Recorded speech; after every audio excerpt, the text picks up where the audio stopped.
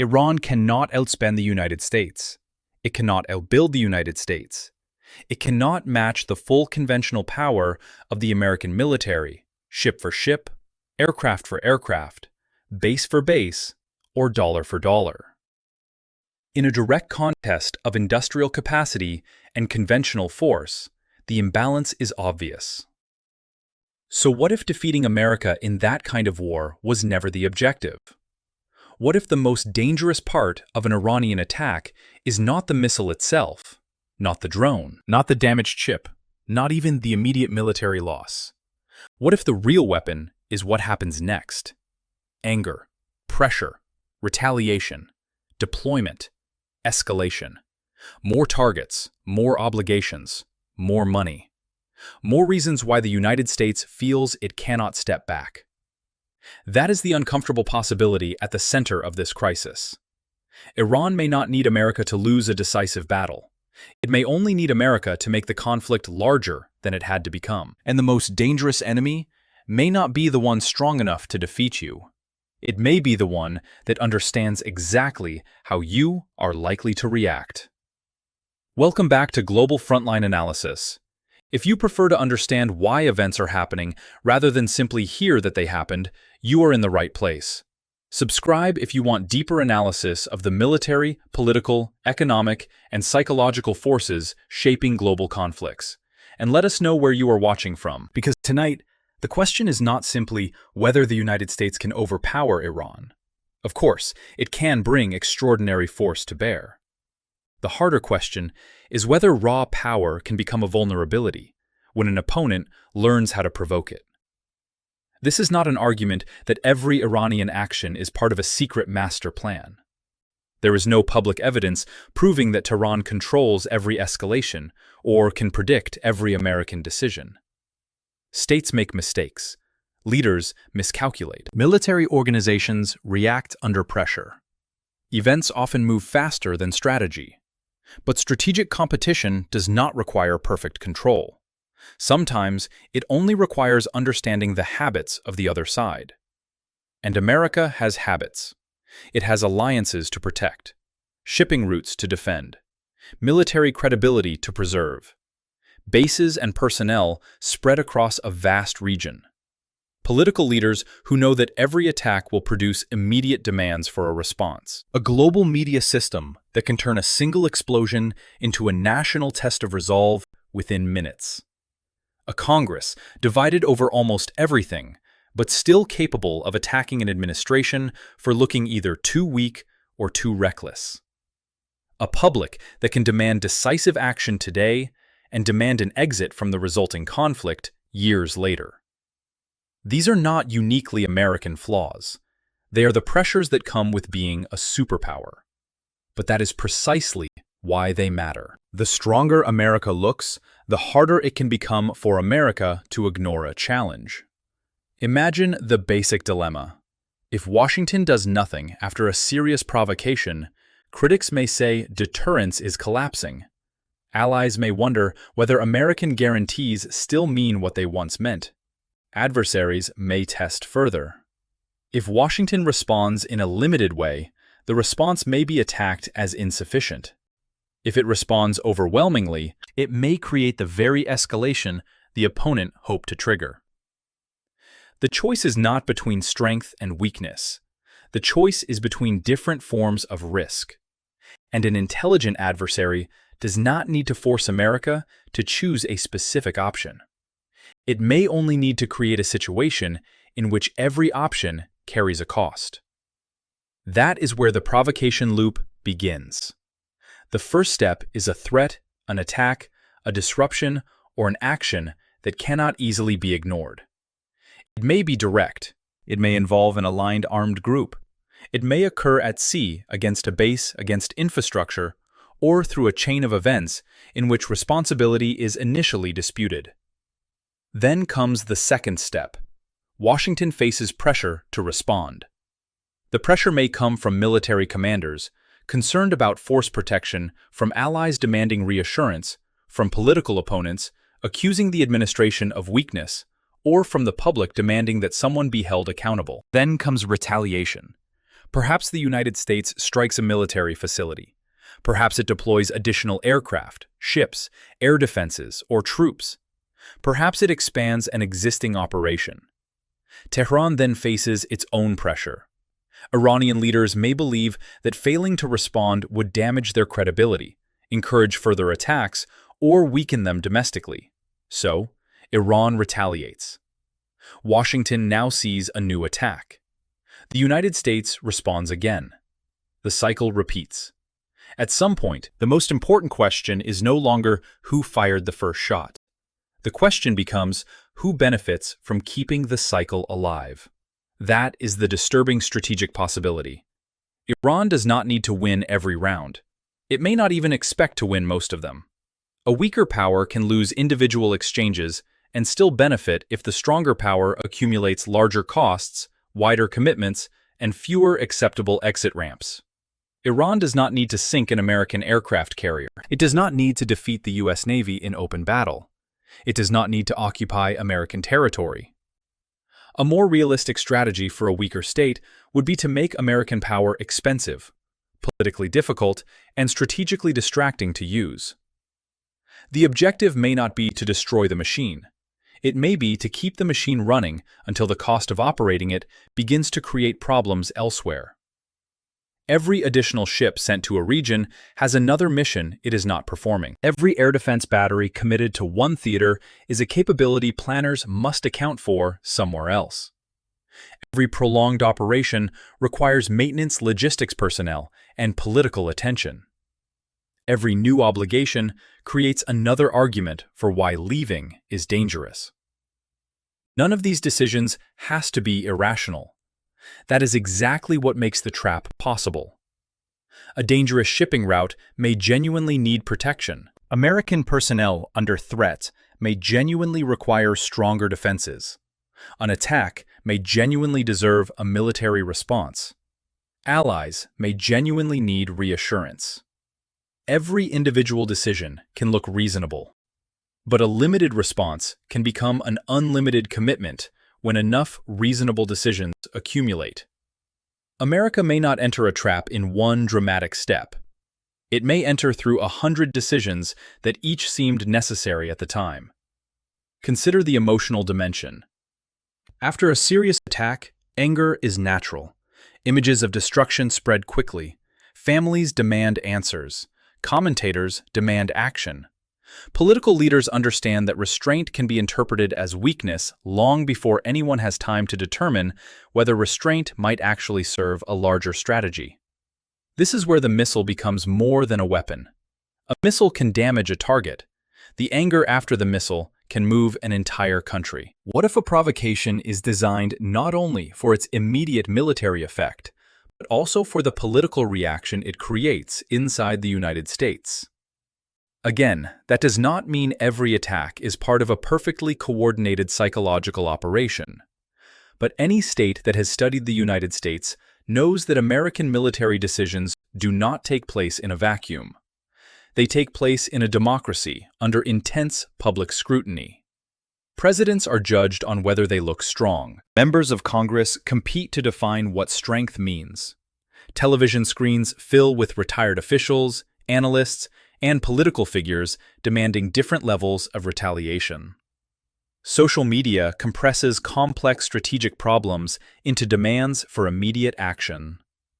In that environment, the most emotionally satisfying response can become politically easier than the most strategically patient one. And the response that feels strongest during the first 24 hours may create the greatest weakness 6 months later. What if Iran is counting on that? Not counting on a specific president making a specific decision, but counting on the broader machinery of American politics producing pressure in a predictable direction. Do something. Show strength. Restore deterrence. Send a message. Those phrases sound decisive. But what does do something actually become? It can become another deployment, another escort mission, another strike package, another air defense requirement, another naval patrol, another promise to protect another vulnerable position. Another declaration that the United States will not allow a particular line to be crossed. Then the line is crossed, and credibility itself becomes part of the crisis. This leads to the pride trap. Once Washington publicly declares that it will not be intimidated, an adversary has an incentive to test that statement. Once America promises to keep a strategic route open, every disruption becomes more than a local security incident. It becomes a challenge to American credibility. Once a president declares that there will be consequences, failing to impose visible consequences may create a domestic political cost. The commitment changes the value of the next provocation. Iran may not be attacking America's military strength. It may be attacking America's need to prove that strength. The trap works because a superpower cannot easily admit that some provocations may be designed to make retaliation more useful to the provocateur than restraint. That does not mean attacks should simply be ignored. A state that never responds can invite more pressure. Deterrence is real. Credibility matters. Allies notice hesitation. Adversaries study limits. The point is not that restraint is always wise. The point is that retaliation is not automatically strategy simply because retaliation feels decisive. The hardest test of power may not be knowing when to strike. It may be recognizing when your enemy wants you to strike. Geography makes that dilemma even more serious in the Persian Gulf. The Strait of Hormuz is not simply a narrow stretch of water on a map. It is one of the world's most important energy choke points, connecting the Persian Gulf to the Gulf of Oman and the wider Arabian Sea. Recent U.S. Energy Information Administration data has continued to describe enormous oil and gas flows through the strait, with alternatives capable of replacing only part of the volumes that normally move through it. This means a local confrontation can create global consequences long before either side wins a conventional military battle. Insurance costs can rise. Shipping decisions can change. Energy markets can react. Governments far from the Gulf can begin applying pressure. The battlefield is no longer only the sea. It spreads into financial markets, domestic politics, alliance management, and public confidence. For Iran, that geography creates leverage that does not depend on defeating the entire American military.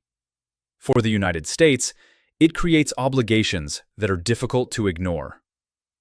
Protecting freedom of navigation sounds like a limited mission, until ships require escort, air defenses require reinforcement, bases require protection, allies require reassurance, and every new attack raises the question of whether the previous response was strong enough. That is the money trap. A weaker opponent does not have to spend as much as the stronger opponent. It only has to create threats that are expensive for the stronger opponent to counter. The objective may not be to destroy American power. It may be to make American power expensive to use. Every time America proves how powerful it is, someone still has to pay the bill. Again, the exact cost of any confrontation depends on the operation, the weapons used, the forces deployed, and the duration of the crisis. But the underlying logic is simple. A relatively limited threat can require a much larger defensive system. A single area of instability can demand persistent surveillance. A few attacks can result in weeks or months of heightened readiness. A new theater can create logistics requirements stretching across bases, ships, aircraft, and supply chains. The United States can afford extraordinary military capabilities. That does not mean the opportunity cost disappears. Resources committed to one crisis are resources military planners must account for when preparing for another. And this is where the strategy moves beyond Iran. A rival does not need to coordinate with Tehran to benefit from American distraction. If the United States concentrates political attention, intelligence resources, military assets, and diplomatic energy on one region, other actors can observe the shift. They can test boundaries elsewhere. They can accelerate plans. They can simply wait. The more attention Iran consumes, the less attention America has for everything else. This is not evidence of some grand alliance secretly directing events. It is simply how strategic competition works. One actor can benefit from another actor's distraction without ever planning the distraction itself. A superpower faces the unique burden of being expected to watch everything at once. Europe, the Indo-Pacific, the Middle East, cyber threats, space, nuclear deterrence, global shipping, alliance commitments, domestic security. When one region begins consuming disproportionate attention, the cost is not always visible immediately. It appears in the meetings that do not happen, the forces that cannot be in two places, the political capital spent defending one policy rather than pursuing another. That is why exhaustion can be a strategic outcome, even without military defeat. For a weaker power, survival itself can become victory if the stronger power exhausts itself trying to force a decisive ending. This is one reason asymmetric strategy exists. U.S. defense officials have for years described Iran's regional approach as involving missiles, drones, partner forces, and other means capable of creating pressure across multiple locations, rather than relying only on a single conventional front. From Tehran's perspective, dispersing pressure can complicate American decision-making. Which attack deserves a response? Which actor is responsible? How directly should Iran itself be held accountable for the actions of an aligned organization? What level of retaliation restores deterrence without expanding the conflict? The more complicated attribution and proportionality become, the easier it is for each side to believe that it is merely responding to the previous move. This is how a provocation becomes an experiment. An attack can test more than defenses. It can test political red lines. How far will America go? What level of damage produces a direct response? Which kinds of attacks produce hesitation? How quickly can additional forces be deployed? How strongly will allies support escalation? How much economic disruption will the public tolerate? How long can a military commitment continue before domestic arguments begin to intensify? Every confrontation provides information. And once an adversary has information about how you react, it can plan around that reaction. Manipulation does not require controlling your enemy. It only requires predicting him.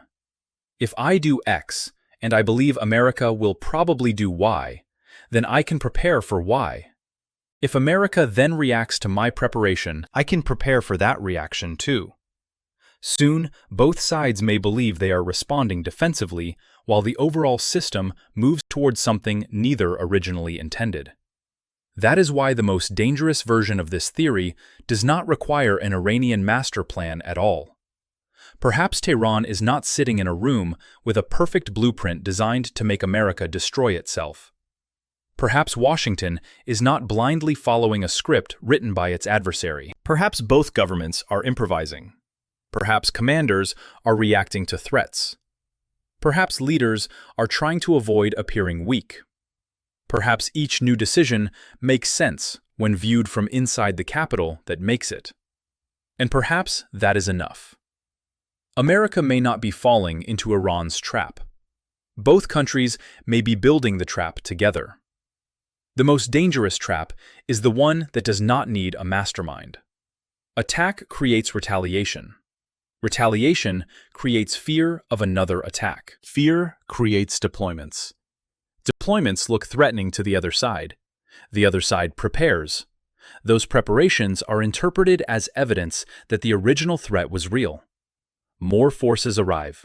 Political leaders make stronger statements. Their credibility becomes attached to those statements. Targets expand. Exit becomes harder. The cycle itself becomes the strategist. Once the machine starts moving, everyone can believe they are only reacting, while all sides move toward a war that none of them originally wanted in its final form. History offers a broader warning about how long commitments can begin. Although no historical case is identical, and simplistic comparisons should be avoided. Major American military engagements have not always begun with a public declaration that the United States intends to remain committed for years. They often begin with narrower objectives, limited missions: deterrence, punishment, protection, training, stabilization, or the belief that one more action will create better conditions for withdrawal. The critical problem appears later. New interests become attached to the original mission. Leaving begins to carry new risks. Allies adapt their security plans around the American presence. Adversaries learn that attacking during withdrawal can create political pressure. Domestic leaders fear being blamed for whatever happens after departure. What began as a temporary response develops its own logic. America rarely announces a forever war on day one. It discovers one decision at a time that leaving has become harder.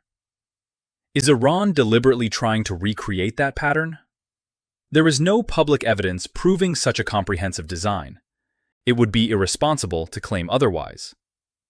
But Tehran does not need to possess a perfect plan to recognize that prolonged American involvement can generate domestic strain inside the United States. The longer a crisis continues, the battlefield begins to move from the Middle East into American politics. One faction says the government is too weak. Another says it is too aggressive. Some demand escalation. Others demand withdrawal. Every casualty becomes part of a political argument. Every dollar becomes part of a budget argument. Every change in energy prices becomes part of an economic argument. Every setback becomes evidence for one side that the other side's strategy has failed. A foreign adversary does not need to create every American division. America can do that part on its own. The adversary only needs to create the conditions in which those divisions become sharper. That may be one of the most powerful effects of a prolonged confrontation. The original military question becomes entangled with elections, partisan identity, distrust of institutions, and memories of previous wars. People stop arguing only about what happened. They begin arguing about what the event means about America itself. Was the country too weak? Too arrogant? Too slow? Too eager to fight? Betrayed by allies? Manipulated by enemies? Misled by leaders? At that point, the conflict has acquired a second battlefield, one that missiles cannot directly control, but can still influence. This is why emotional satisfaction is so dangerous in strategy. The strongest-looking response is not always the response that produces the strongest long-term position. A devastating strike may destroy important military assets and still create incentives for the opponent to widen the conflict. A limited response may preserve flexibility and still be interpreted as weakness. Doing nothing may avoid escalation and still encourage another test. There is no universal formula. That is precisely the problem. A sophisticated opponent does not need to know that America will always escalate. It only needs to understand the pressures pushing America toward escalation and create moments when those pressures become difficult to resist. The same logic applies to American declarations. A public red line can deter an opponent if the opponent believes crossing it will produce unacceptable consequences. But every red line also creates a test. If the line is crossed and nothing happens, credibility may suffer. If the line is crossed and retaliation follows automatically, the adversary may gain some ability to influence American behavior by choosing when and how to cross it. This is the paradox of deterrence. Predictability can create stability because adversaries know the consequences of certain actions. But too much predictability can also be exploited. The question is not whether America should be credible. The question is whether credibility becomes confused with the obligation to respond in the exact way an opponent expects. The strongest military in the world still needs strategic ambiguity, patience, and the ability to distinguish between an attack designed to achieve a direct objective and an attack designed to trigger a larger reaction. That distinction is extraordinarily difficult to make in real time. Leaders do not receive perfect information. Intelligence is incomplete. Attribution can be contested. Public pressure arrives before investigations are complete. Military options come with uncertain consequences. An opponent may be divided internally. One faction may seek escalation while another seeks restraint. A proxy or aligned organization may have its own interests. A local commander can make a decision that national leaders did not intend. An accident can look like an attack. A limited action can produce unexpected casualties. This is why it is dangerous to imagine international conflict as a chessboard where every move is controlled by a single rational player. Sometimes there is no master plan. Sometimes there are several competing plans. Sometimes the trap is simply the result of each side assuming the other side has more control than it actually does. That possibility may be even more frightening because it means escalation does not require anyone to want the final outcome. It requires only enough people to believe that the next response is necessary. So what would not taking the bait actually look like? That question has no easy answer. If Washington refuses to respond to a genuine attack, deterrence may weaken. American personnel and allies may face greater danger. An adversary may conclude that pressure works. But if Washington responds too broadly, it may expand the battlefield, increase the number of American targets, and give the opponent a reason to escalate again. The challenge is to punish aggression without rewarding provocation, to defend without becoming permanently trapped in defense, to demonstrate strength without allowing strength to become automatic, to preserve credibility without making every challenge a test of national pride. This is much harder than simply deciding whether to strike. Military power can destroy targets. Strategy has to decide which destroyed targets actually move the conflict toward a better political outcome. And that is where the question becomes deeply uncomfortable for Americans. The United States has enormous firepower, more global reach, more advanced capabilities, more allies, more ability to sustain operations across great distances. That is not seriously in question. But history has never guaranteed that the stronger country automatically makes the better decision. A weaker opponent does not always need to defeat the stronger one. Sometimes it needs the stronger one to become distracted. Sometimes it needs the stronger one to spend too much. Sometimes it needs the stronger one to make promises that become difficult to abandon. Sometimes it needs the stronger one to turn a limited confrontation into a test of national pride.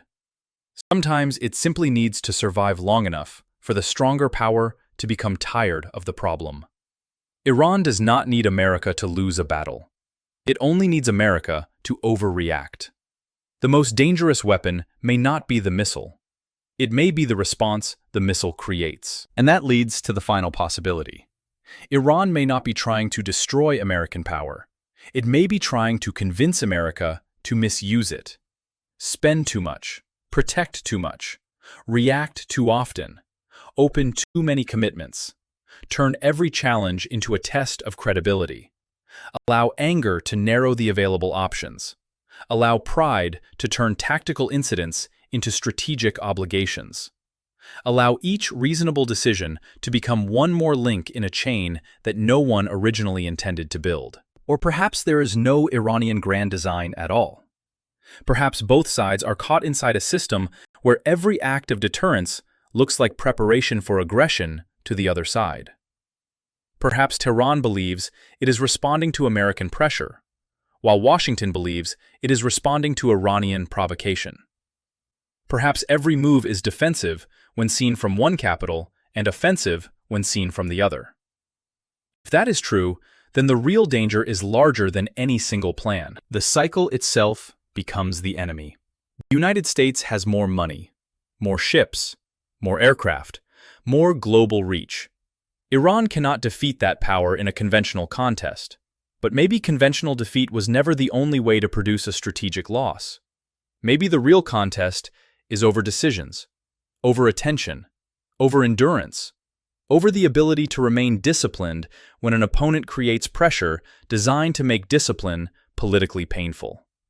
The next time a provocation occurs, the most important question may not simply be, how hard should America hit back? The more dangerous question may be, what response is the other side hoping America will choose? Because the difference between deterrence and manipulation may not be visible in the first hours of a crisis. It may only become clear after the ships have deployed, the missions have expanded, the bills have accumulated, the political divisions have hardened, and leaving has become more difficult than entering. America may already have taken the bait, or the real trap may still be ahead.